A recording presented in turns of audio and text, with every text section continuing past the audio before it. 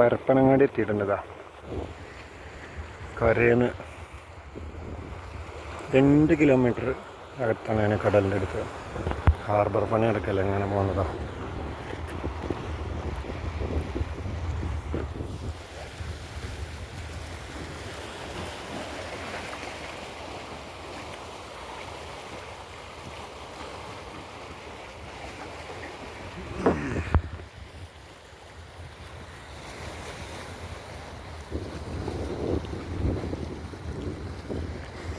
വള്ളക്കാരൊക്കെ കരയിന്ന് ഏകദേശം 40 nautical മൈലൊക്കെ 40-45 nautical മൈലൊക്കെ എത്താൻ പണി നടക്കുന്ന സംശയമുണ്ട് കേട്ടോ. ആ ഗോലിവേട്ടൊക്കെ ഉണ്ടേ.